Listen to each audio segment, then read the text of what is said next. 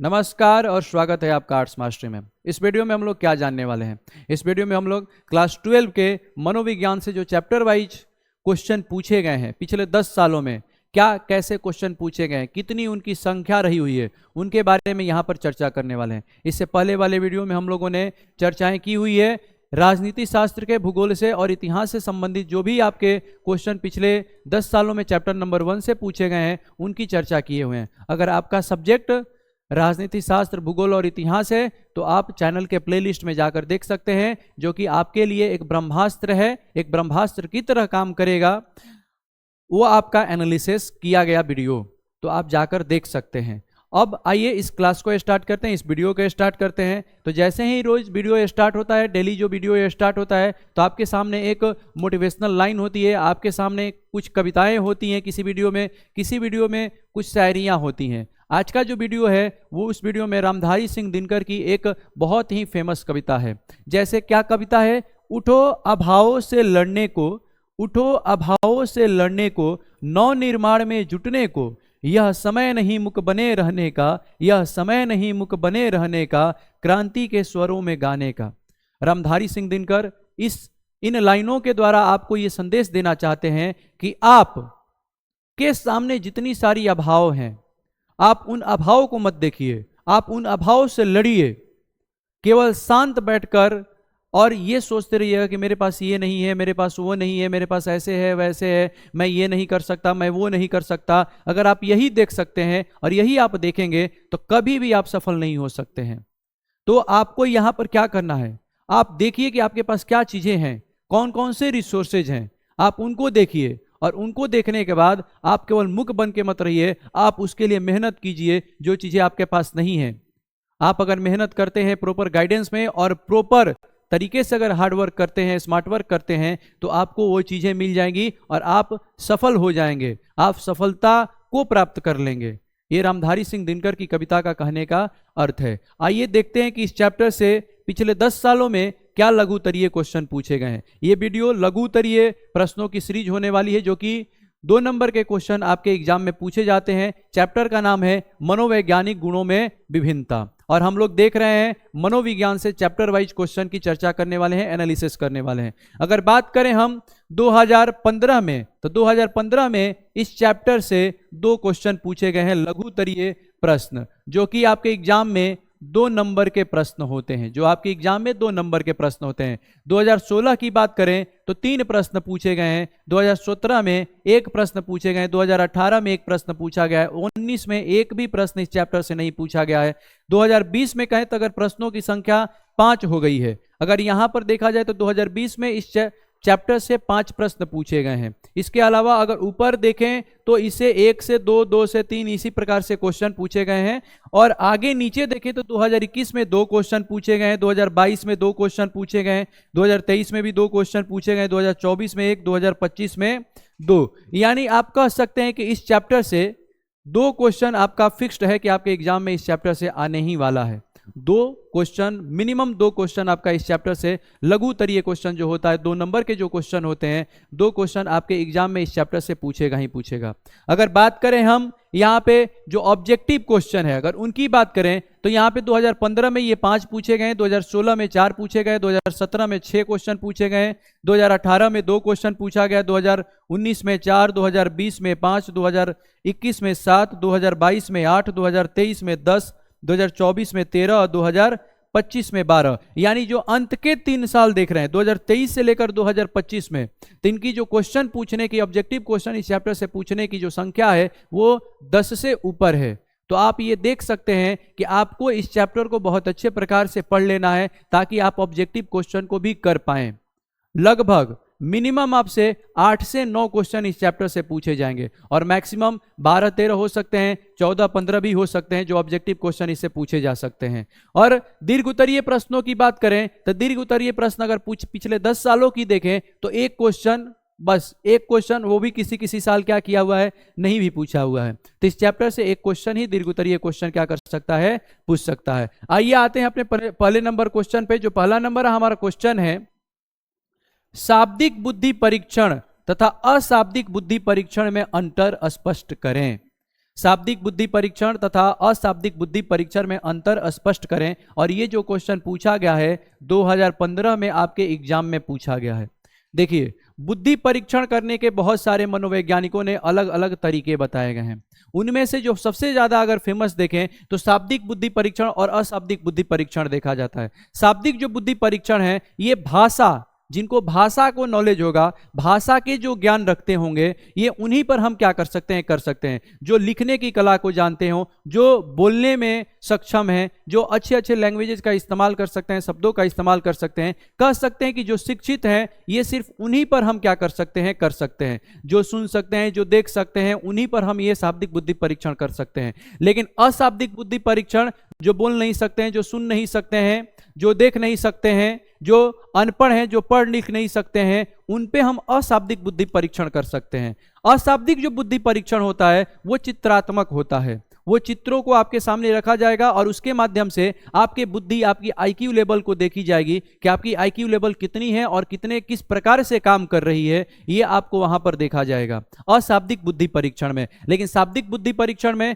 पूर्ण रूप से आप अगर अच्छे प्रकार से शिक्षित व्यक्ति हैं तो ही आप पे शाब्दिक बुद्धि परीक्षण क्या हो सकता है, वरना शाब्दिक बुद्धि परीक्षण आप पे नहीं किया जाएगा। अगर बात करें इसके मॉडल आंसर की, कि मॉडल आंसर में हमने क्या लिखा हुआ है, तो मॉडल आंसर में है कि शाब्दिक बुद्धि परीक्षणों में व्यक्ति की भाषा संबंधी योग्यता, शब्द ज्ञान, तर्क शक्ति और विचार अभिव्यक्ति की क्षमता को आंका जाता है। इसमें प्रश्न शब्दों और वाक्यों के रूप में होते हैं, शब्दों और वाक्यों के रूप में। तो जो पढ़ा लिखा होगा वही सिर्फ और सिर्फ क्या कर सकता है, शाब्दिक बुद्धि परीक्षण दे सकता है। जबकि अशाब्दिक बुद्धि परीक्षण में चित्रों, आकृतियों या संकेत चिन्हों द्वारा व्यक्तियों की तार्किक और विश्लेषणात्मक क्षमता का परीक्षण किया जाता है। इसमें भाषा ज्ञान आवश्यक नहीं होता है। यानी आप भाषा नहीं जानते हैं, आप शब्दों को नहीं जानते हैं, तो आपके सामने किसी प्रकार की कोई आकृति बना दी जाएगी और इसमें पूछा जाएगा कि आप बताइए कि इसमें नेक्स्ट आकृति कैसी होगी। जैसे आप बचपन में नवोदय वगैरह की तैयारी की होंगे या आप रीजनिंग वगैरह के बारे में जानते होंगे, तो जो रीजनिंग है वो अशाब्दिक बुद्धि परीक्षणों वाले पे हम क्या कर सकते हैं और उससे उनके तार्किक चिंतन या फिर विश्लेषणात्मक चीजों को हम क्या कर सकते हैं, पता कर सकते हैं कि उनकी बुद्धि किस लेवल से काम कर रही है। या किसी प्रकार का उन्हें हम क्यूब, जैसे आप लोग बचपन में क्यूब देखे होंगे, क्यूब वाली सारी चीजें दे सकते हैं कि आप इसको बनाइए इस प्रकार से, या हम दे सकते हैं कोई कार्ड दे सकते हैं कि आप इस कार्ड को, जैसे आप बचपन में खेले होंगे घर बनाने वाला एक कार्ड आता है, वो कार्ड से दे दिया जाएगा और बताइए कि ये घर बनाकर आप इतने सेकंड में दिखाइए, या इस आकृति को बनाइए, इस कार्ड से ये आकृति निर्माण हो जाता है, इस आकृति का निर्माण कीजिए, तो वो आपको दे दिया जाएगा और इस प्रकार से आपसे अशाब्दिक बुद्धि परीक्षण किया जाता है। तो आप इस चैप्टर में बहुत अच्छे प्रकार से इनको पढ़े होंगे, हमने भी आपको समझाया। तो आपने जो ऑफलाइन या ऑनलाइन जहां कहीं भी आपने क्लास किया होगा तो आप उसको आंसर में यहां पर मेंशन कीजिएगा, और आपने नहीं पढ़ा है तो आप इसको भी आंसर में मेंशन कर सकते हैं। आपने जो पढ़ा है वो आपको आसानी से याद हो सकता है, लेकिन ये आसानी से याद नहीं होगा, इसको याद करने में आपको थोड़ा सा मेहनत करना पड़ेगा, लिखने की प्रैक्टिस करनी पड़ेगी। लेकिन क्लास में जब आप पढ़ रहे होंगे तो उसको आसानी से समझे होंगे, वहां पे समझाकर आपको टीचर ने आगे बढ़ा होगा, ठीक है। इसलिए आप ये भी लिख सकते हैं, और नहीं तो आपने जो पढ़ा है वो आपके लिए आसान लैंग्वेज में है, आप उसको भी लिख सकते हैं। बस इतना आप लिखिएगा और इसका आंसर क्या हो जाएगा, कंप्लीट हो जाएगा। बढ़ते हैं इसके नेक्स्ट पेज की तरफ। तो नेक्स्ट पेज पे इसको हमने इंग्लिश में समझाया है। तो जिन भी बच्चा पार्टी का इंग्लिश मीडियम में साइकोलॉजी अगर पढ़ रहे हैं तो वो इस वीडियो को पॉज करके देख लेंगे और इंग्लिश वाले मॉडल आंसर को पढ़ लेंगे कि किस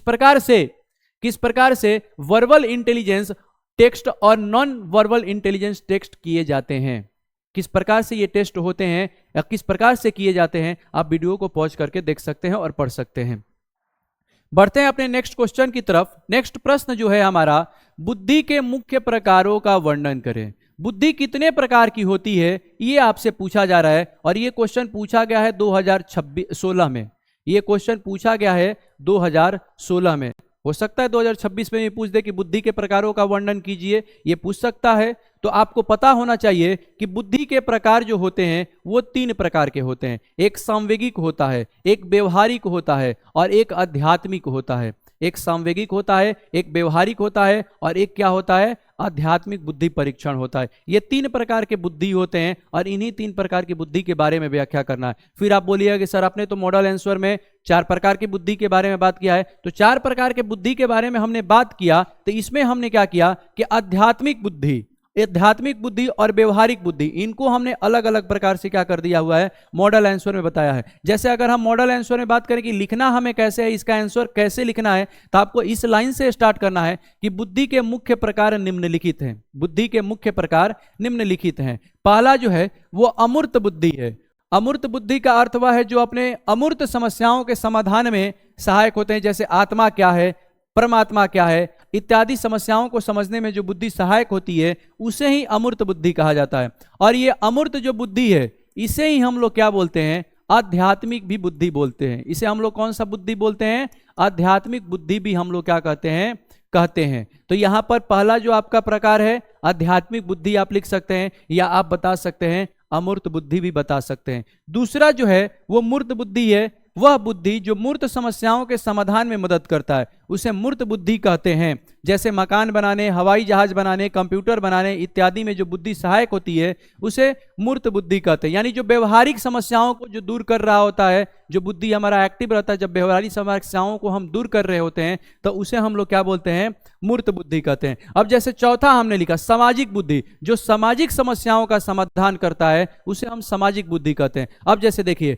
यहां पे जो मूर्त बुद्धि और सामाजिक बुद्धि है, अब इन दोनों को हम क्या कह सकते हैं, व्यवहारिक बुद्धि। इन दोनों को हम क्या कह सकते हैं, व्यवहारिक बुद्धि। यानी जितने सारे हमारी व्यवहारिक समस्याएं होती हैं, उन सभी समस्याओं को दूर करने के लिए जिन बुद्धि का हम इस्तेमाल करते हैं, जिन इंटेलिजेंस का हम इस्तेमाल करते हैं, उसे हम लोग व्यवहारिक बुद्धि के नाम से जानते हैं। तो आप यहाँ पे ये लिख सकते हैं। और चौथा जो होता है वो होता है संवेगात्मक बुद्धि। इसका जो उल्लेख है सर्वप्रथम 1994 में किया गया था। और किसने किया हुआ था, गोलमैन ने किया हुआ था। और गोलमैन ने इसका उल्लेख करते हुए 5 प्रकार के संगठकों का उल्लेख किया था। जैसे जिन्हें अपने संवेगों की पहचान, अपने संवेगों का प्रबंध, अपने आप को प्रेरित करना, दूसरे के संवेगों की पहचान और उन्हें प्रेरित करना तथा संबंध निभाना कहा जाता है। सांवेगिक बुद्धि है क्या, अगर हम अपने भावों को, अपने इमोशन को समझ रहे होते हैं और उस पर नियंत्रण रखते हैं, कहाँ पे हमें अपने कैसे इमोशन दिखाने हैं और कहाँ पे हमें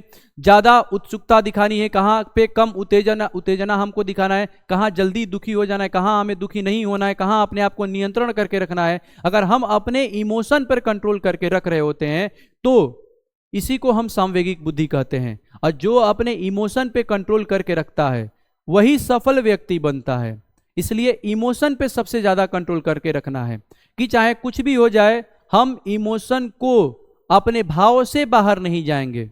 जैसे हम कभी क्या होते हैं कि कोई हमारे सामने होता है, हमारे सामने गिड़गिड़ाने लगता है, अब वहां पे हम अपने इमोशन को कंट्रोल नहीं कर पाते, अपने संवेग को कंट्रोल नहीं कर पाते हैं, और हम ये देख नहीं पाते हैं वो गिड़गिड़ा रहा है और हम उसकी सहायता करने के लिए आगे बढ़ जाते हैं। लेकिन जैसे ही आगे बढ़ते हैं, कुछ समय बाद पता चलता है कि वो बस ऐसे ही वो चाल चल रहा था हमसे सहायता प्राप्त करने के लिए, फिर हमें पछतावा होने लगता है क्योंकि हम अपने इमोशन को कंट्रोल नहीं कर पाते हैं। इसीलिए सबसे ज्यादा जरूरी है इमोशन को कंट्रोल करना, संवेगों को कंट्रोल करना।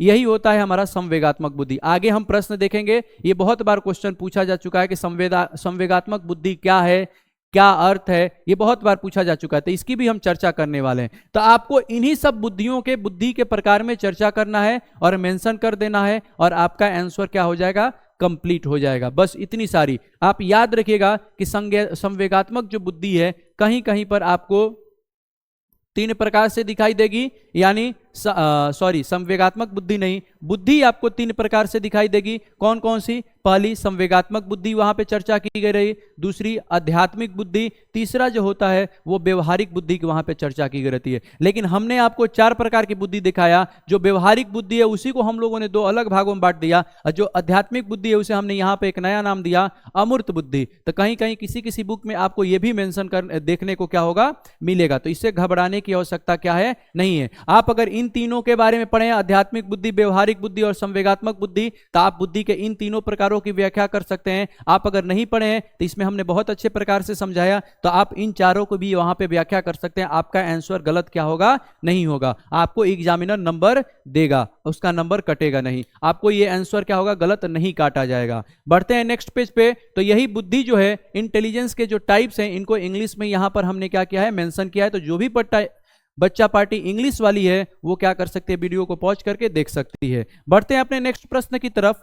तो जो नेक्स्ट प्रश्न है हमारा, बुद्धि परीक्षण की उपयोगिता का वर्णन करें। जो बुद्धि का परीक्षण किया जाता है उसकी क्या उपयोगिता रहती है, क्यों किया जाता है, उससे क्या हमें फायदा होने वाला है बुद्धि का परीक्षण करके, यही यहां पर क्वेश्चन पूछा जा रहा है। और ये जो प्रश्न पूछा गया है ये 2016 में पूछा गया है, ये 2016 में ये प्रश्न पूछा गया है। सबसे पहले अगर हम बुद्धि को समझे तो बुद्धि क्या होता है, सोचने और समझने की क्षमता, निर्णय लेने की क्षमता, तर्क करने की क्षमता, भाषा को समझने की क्षमता, अगर जिनके अंदर पाई जा रही है, तार्किक चिंतन करने की क्षमता, या दूसरे के संवेगों को समझकर समझने की जो क्षमता होती है, अगर ये किसी के अंदर पाई जाती है तो वही बोला जाएगा कि इस व्यक्ति के अंदर बुद्धि है। नहीं तो उस व्यक्ति के अंदर बुद्धि क्या होता है, नहीं है, ऐसा हम बोल सकते हैं। वही बुद्धि की परिभाषा क्या की गई है, हमारे मनोवैज्ञानिकों के द्वारा परिभाषित किया गया है बुद्धि को। अगर यहां पर हम देखें कि बुद्धि की उपयोगिता क्यों आवश्यक है और कैसे लिखना है, तो आपको बुद्धि परीक्षण की उपयोगिता निम्नलिखित प्रकार से है, यहां पर मेंशन करना है। एक लाइन लिखना है, बुद्धि परीक्षण की उपयोगिता निम्नलिखित प्रकार से है। और पहला लिख रहा है कि हमें क्यों बुद्धि परीक्षण करना है, कि व्यक्ति की मानसिक क्षमता का आकलन हो सके, कि व्यक्ति का दिमाग किस प्रकार से काम कर रहा है, वो समस्याओं से घबराता है या उस समस्या को पार करने के लिए समाधान ढूंढता है, ये हमें पता चलेगा। अगर कोई भी समस्या आता है तो उसकी मानसिक स्तर कैसे काम कर रही है, दिमाग उसका कैसे काम कर रहा है, इसलिए हमें बुद्धि परीक्षण करने की आवश्यकता होती है। या फिर तर्क शक्ति और समस्या समाधान क्षमता जानना कि उसकी तर्क शक्ति कैसी है। जैसे देखिए बहुत सारे लोग हैं, अगर उनसे डिस्कशन या डिबेट कीजिएगा तो उनको कुछ पता नहीं रहता, तो उस पर थेथोलॉजी बतियाने स्टार्ट कर देते हैं। थेथोलॉजी बतियाते हैं जैसे वो कुछ जानते हैं नहीं, बस वो बढ़ चढ़कर आप पे बात करेंगे, लेकिन आप तर्क के साथ में बात कर रहे हैं। तो कौन व्यक्ति तर्क के साथ बात कर रहा है और क्यों नहीं तर्क के साथ में बात कर रहा है, ये सब चीजें हमें पता चलती है बुद्धि परीक्षण करने की वजह बाद। ये पता चलता है कि उस व्यक्ति में तर्क करने की क्षमता है या नहीं। जब हम बुद्धि परीक्षण कर रहे होते हैं तो समस्या का समाधान करने की क्षमता है या नहीं है। चौथा जो अगर तीसरा देखें तो उचित शैक्षिक और व्यवसायिक मार्गदर्शन देना। अगर किसी की बुद्धि परीक्षण हम कर लें तो हम बता सकते हैं कि वो व्यक्ति आईएएस बन सकता है या वो व्यक्ति ग्रुप डी की तैयारी कर सकता है, वो व्यक्ति सीजीएल क्रैक कर सकता है या भारत के सबसे बड़े एग्जाम को क्रैक कर सकता है, या केवल आम बस जो जॉब होते हैं उसको जल्दी से ले लेगा और बस उसी को जीवन भर कर सकता है, या कुछ बड़ा करने वाला है। ये सब चीजें हमें क्या हो जाता है, पता चल जाता है अगर हम बुद्धि परीक्षण कर रहे होते हैं तो। और बुद्धि परीक्षण कर लेते हैं किसी का तो वो किस व्यवसाय में जा सकता है, क्या कर सकता है, जिस व्यवसाय में जाएगा उस व्यवसाय में आगे बढ़ सकता है कि नहीं बढ़ सकता है, ये सारी चीजों का हमें नॉलेज हो जाता है किसी भी व्यक्ति का अगर हम बुद्धि परीक्षण करते हैं तो। इसलिए हमें बुद्धि परीक्षण करने बहुत ज्यादा जरूरी है। उसके बाद विशेष बच्चों की पहचान करना। जैसे तारे जमीन पे आप लोगों ने मूवी देखा होगा, उसमें एक विशेष बच्चा को दर्शाया गया है। तो विशेष बच्चे हैं जो प्रतिभाशाली बच्चे हैं।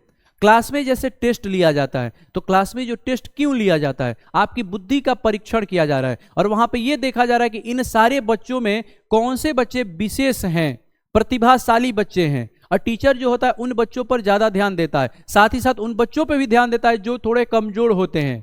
टीचर को टेस्ट लेने के माध्यम से ये पता चल जाता है। तो यही जो होता है बुद्धि परीक्षण करने के बाद हमें क्या होता है, पता चलता है। या जैसे यहां पर पांचवा बोल सकते हैं कि व्यक्तित्व विकास में सहायक होना। हमारे व्यक्तित्व का जो विकास है, हमारा जिस प्रकार से बुद्धि कार्य करता है उसी प्रकार से होता है। अगर हमारी चोरों वाली बुद्धि होगी तो हमारा व्यक्तित्व भी चोरों वाला होगा। अगर हमारी बुद्धि समस्याओं का समाधान ढूंढने वाली होगी, तार्किक चिंतन करने वाली होगी, अगर इस प्रकार की बुद्धि पाई जा रही है, शैक्षणिक योग्यता वाली बुद्धि पाई जाएगी, यानी हमारे अंदर शैक्षणिक योग्यता बहुत ज्यादा, क्षमता बहुत ज्यादा पाई जाएगी, तो हमारा व्यक्तित्व एक्स्ट्रा ऑर्डिनरी क्या हो सकता है। अगर नहीं है इस प्रकार से तो हमारी व्यक्तित्व एक्स्ट्रा ऑर्डिनरी नहीं होगी, बस एक सिंपल आदमी की तरह ही हो सकती है। तो ये बातें याद रखनी है और आप आंसर मेंशन करेंगे तो इन 5 लाइनों को बस मेंशन कर दीजिएगा वहां पे कि बुद्धि परीक्षण की उपयोगिता इनके लिए आवश्यक है। ये सारी चीजें हमें पता चलता है। आप बड़े बड़े कंपनियों में जाइएगा, आप बड़े एग्जाम की तैयारी कीजिएगा तो इस प्रकार की बुद्धि परीक्षण ली जाती है। आप यूपीएससी की बात कीजिए तो यूपीएससी में प्री मेंस इंटरव्यू, ये जो तीनों फेज रखे गए हैं, ये किस लिए रखे गए हैं? आपके बुद्धि का परीक्षण करने के लिए, आपके व्यक्तित्व का परीक्षण करने के लिए, आपकी समस्या समाधान करने की जो बुद्धि की क्षमता है उसको देखने के लिए, तार्किक चिंतन देखने के लिए, आप समस्या से घबराते हैं या नहीं घबराते हैं, ये सारी चीजें देखने के लिए आपका वो परीक्षण, वो टेस्ट, आपकी परीक्षा ली जा रही है।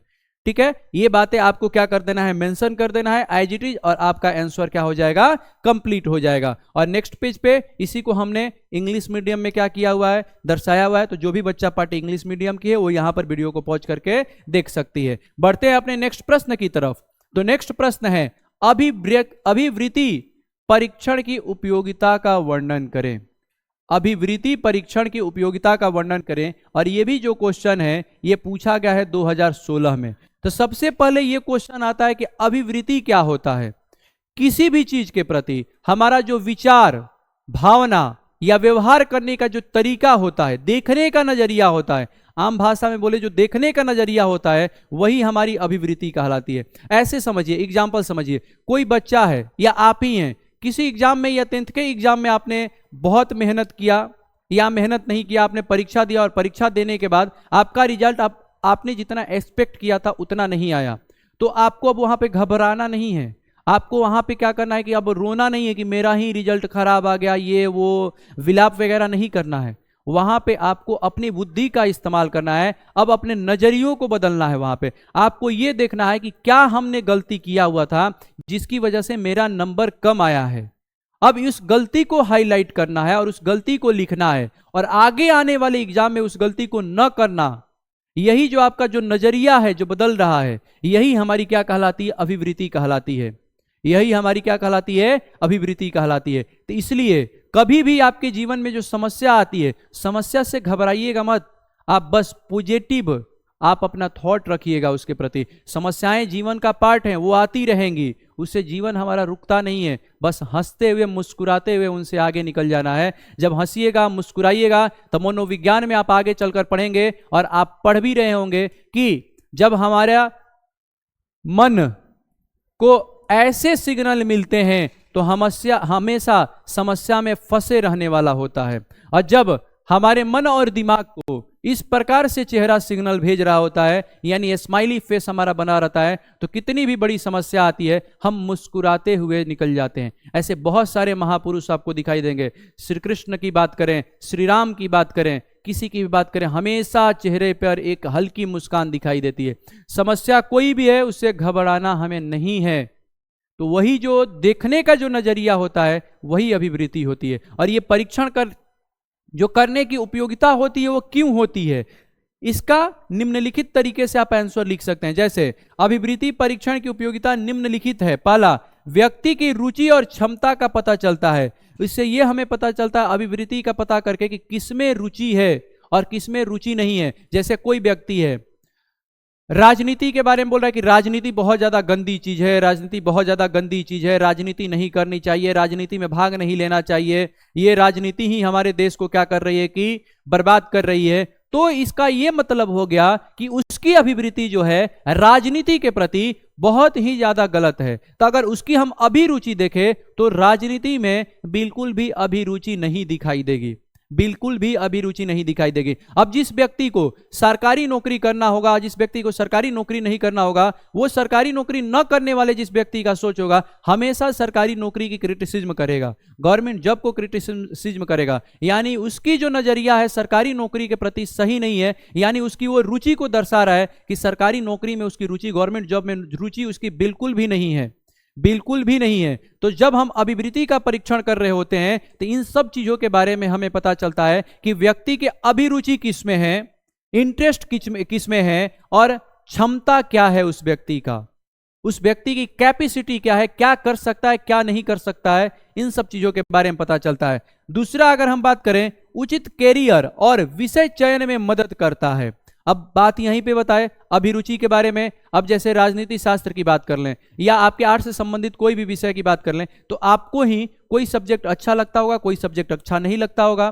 तो आप किसी सब्जेक्ट का जो अच्छा नहीं लगता होगा उसका नाम सुनते होंगे तो आप कहते हैं ये सब्जेक्ट बहुत ज्यादा बेकार है, ठीक है। तो आपका नजरिया उसके प्रति क्या है, वैसी है, आपकी अभिवृत्ति वैसी है, तो आपको कितना भी बोला जाए कि आप वो सब्जेक्ट अपना लीजिए और वो सब्जेक्ट आप जबरदस्ती भी ले लेते हैं तो वो आप उसमें सफल नहीं हो पाएंगे, सफलता आपको नहीं मिल पाएगी। जैसे आपने 3 इडियट मूवी जो है उसमें देखा होगा, वही सारी चीजें वहां पर क्या की गई है, बताई गई है। तो आपका किस विषय को आपको चयन करना है और क्या आपके लिए उचित कैरियर हो सकता है, ये हमें पता करने के लिए अभिवृत्ति परीक्षण करने की आवश्यकता है। तीसरा आप क्या लिख सकते हैं, रोजगार चयन में सहायक होता है। अब हमारा इंटरेस्ट आईएएस बनने में है, हमें बहुत ज्यादा वो अच्छा लगता है, तैयारी करते समय हम बहुत ज्यादा इंजॉय करते हैं, तो हम बोल सकते हैं कि हाँ ये व्यक्ति जो है ये आईएएस की तैयारी कर सकता है, तुम्हारे लिए वो परफेक्ट जॉब है। अब जिस व्यक्ति को उधर थोड़ा सा भी मन ही नहीं लगता है, अभिरुचि ही नहीं रहती है, और उस व्यक्ति को वो काम करने के लिए दे दिया जाए तो वो बिल्कुल भी अच्छे प्रकार से नहीं करेगा, अच्छे ढंग से नहीं करेगा। तो ये पता लगाने के लिए हमें अभिवृत्ति परीक्षण करने की आवश्यकता होती है। साथ ही साथ प्रशिक्षण की आवश्यकता को समझने में मदद करता है, ठीक है, कि किस प्रकार की ट्रेनिंग देनी है, किस प्रकार की ट्रेनिंग नहीं देनी है, यह भी हमें पता चलता है। पांचवा आप लिख सकते हैं कि व्यक्ति की योग्यता का सही आकलन किया जा सकता है, वो अभिवृत्ति से ही आकलन किया जा सकता है। कोई व्यक्ति बोल रहा है कि हम बहुत ज्यादा अच्छे हैं, हमारी सोच बहुत ज्यादा अच्छी है, तो मनोवैज्ञानिक होते हैं, जो पढ़े लिखे व्यक्ति होते हैं, जो इन सारी चीजों के बारे में जानते हैं, तो आप पे कुछ क्या करते हैं, परीक्षण कर लेते हैं। आपको कोई टॉपिक दे देते हैं और बोलते हैं कि आप इस टॉपिक पे बात कीजिए या कुछ बोलिए इस पे। तो जैसे ही आप बोलना स्टार्ट करते हैं तो आपकी सोच पता चलने स्टार्ट हो जाती है। जैसे ही आपकी सोच, आपके सोचने के नजरिया, आपके देखने के नजरिए पता चलने लगते हैं, तो वो व्यक्ति क्या कर लेता है कि आपकी योग्यता का सही आकलन लगा लेता है कि आप कौवा हैं या मोर हैं, आप कौवा हैं या मोर हैं, ये पता चल जाता है उस व्यक्ति को। तो ये जो आकलन करने की जो योग्यता हमें प्रदान कर रहा है, तो ये अभिवृत्ति परीक्षण करने के बाद ही हमें पता चल रहा है। अभिवृत्ति परीक्षण करने के बाद ही पता चल रहा है। आप इसी को एज इट इज, क्वेश्चन के आंसर को एज इट इज, अगर ये क्वेश्चन पूछ रहा है आपके एग्जाम में, मेंशन कर दीजिएगा। बस पॉइंट वाइज अगर मेंशन कर रहे हैं तो आपका आंसर और ज्यादा परफेक्ट बन जाता है। तो अभी हमने अभिवृत्ति परीक्षण करने की क्या योग्यता है वो भी समझा दिया, और आपने क्लास में भी पढ़ा होगा तो आप उसको भी याद होगा आपको, और प्रैक्टिस किए होंगे तो उसको भी आप लिख सकते हैं। या फिर आप ये पॉइंट वाइज बहुत ज्यादा आसान भाषा में हमने यहाँ पे समझाया हुआ है, आप इसको ही वहां पर मेंशन कर दीजिएगा और आपका आंसर कंप्लीट हो जाएगा। अगर नेक्स्ट पेज की बात करें तो नेक्स्ट पेज पे यहाँ पर वही सारी चीजें हमने इंग्लिश में समझाया हुआ है कि हमारा जो एप्टीट्यूड टेस्टिंग है ये क्या कहा जाता है और उसकी क्या उपयोगिता है, यूजफुलनेस है, उसके बारे में हमने यहाँ पे समझाया है। तो आप भी इसी प्रकार से क्या कर सकते हैं, आंसर को लिख सकते हैं। तो जो भी बच्चा पार्टी इंग्लिश वाली है वो वीडियो को पॉज कर लेगी और देख लेगी कि क्या इंग्लिश में मेंशन किया गया है।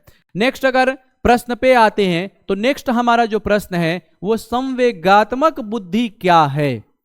संवेगात्मक बुद्धि क्या है? अब ये बहुत बार क्वेश्चन पूछा हुआ है, ये बहुत बार क्वेश्चन पूछा है, ये केवल 2017 में ही नहीं पूछा हुआ है। आप ये देखिएगा 2022-23 में भी ये क्वेश्चन पूछा गया है। तो ये क्वेश्चन VVI आप क्या कर लीजिएगा, इसको बहुत अच्छे प्रकार से याद कर लीजिएगा। ये आपके आने वाले एग्जाम में 2026 में भी पूछ सकता है। आप यहां पे ये क्वेश्चन को याद कर लीजिएगा। संवेगात्मक बुद्धि क्या है ये भी पूछ देगा, या संवेगात्मक बुद्धि का अर्थ क्या है, अर्थ क्या है, या अर्थ बताइए, या संवेगात्मक बुद्धि से आप क्या समझते हैं, आप क्या समझते हैं, ये भी आपसे क्या कर सकता है, ऐसे भी क्वेश्चन पूछ सकता है। तो आप शब्दों की हेराफेरी पे फंसिएगा मत, आप शब्दों की हेराफेरी में फंसिएगा मत। क्या है, अर्थ क्या है, क्या आशय है, क्या आप समझते हैं? इन सब चीजों का मतलब है कि आपको वहां पे संवेगात्मक बुद्धि के परिभाषा को आपको क्या करना है, वहां पे बताना है कि क्या है, बस वही आपको बता देना है। अब यहाँ पे मॉडल आंसर की अगर बात करें तो संवेगात्मक बुद्धि का अर्थ अपनी तथा दूसरे की भावनाओं को समझने और नियंत्रित करने की क्षमता से। जब हम अपनी भावनाओं को समझ रहे हैं, हम अपने इमोशन को समझ रहे हैं और दूसरे के भी इमोशन को हम समझ रहे हैं, उसके भी संवेगों को हम समझ रहे हैं और उसको नियंत्रित कर रहे हैं, अपने के साथ साथ उसके भी हम नियंत्रित कर रहे हैं, उसको भी हम नियंत्रित कर रहे होते हैं, तो वही हमारी संवेगात्मक बुद्धि कहलाती है। वही हमारी क्या कहलाती है? संवेगात्मक बुद्धि कहलाती है। जब इस प्रकार की क्षमता और जब इस प्रकार की योग्यता हमारे अंदर है तो, जैसे अगर एग्जाम्पल लीजिए, जैसे हम कोई समस्या में फंस रहे हैं और हम उस समस्या को अवसर की तरह देखते हैं, समस्या की तरह नहीं देखते हैं। जब हम समस्या को समस्या की तरह देखेंगे तो वो समस्या बहुत ज्यादा बड़ी दिखाई देगी, लेकिन जब उस समस्या को अवसर की तरह हम देखेंगे तो वो समस्या एकदम छोटी सी, बस इस डॉट की तरह क्या होगी, दिखाई देगी और आसानी से इस समस्या से हम निकल जाएंगे। और ये भारत में रहने वाले जितने सारे लोग हैं, उन लोगों की इसी प्रकार की अभिवृत्ति होती है, देखने का नजरिया होता है। ज्यादा जो मैक्सिमम जो लोग होते हैं, समस्या को समस्या की तरह नहीं, समस्या को अवसर की तरह देखते हैं। अगर कोई समस्या आ रही है, यानी आपको एक अवसर मिला है कि आप अपने अंदर की जो कमियां हैं उन सब कमियों को दूर कर दें।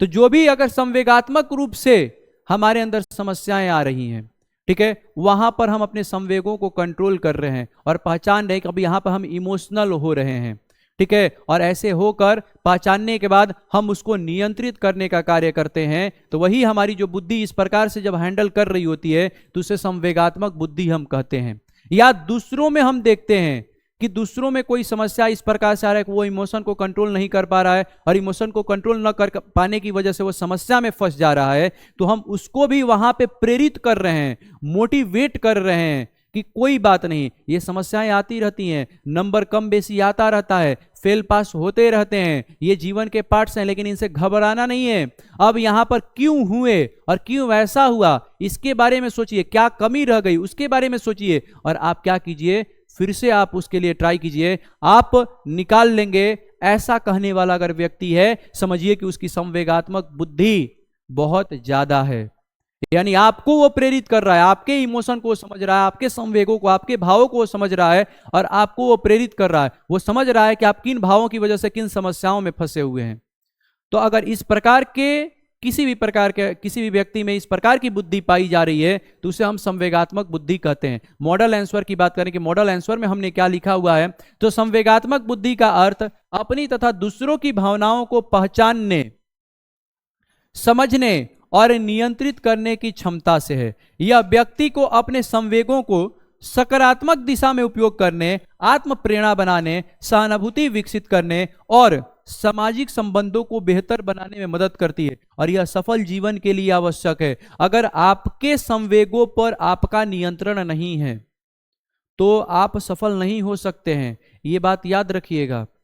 तो आपको अपने संवेगों पे, अपने इमोशन पे बहुत ज्यादा नियंत्रण रखने की आवश्यकता है। जैसे क्या हो गया, मान लीजिए आप पढ़ाई कर रहे हैं, नवंबर दिसंबर का महीना चल रहा है, लगन का महीना होता है, शादी विवाह के महीने होते हैं।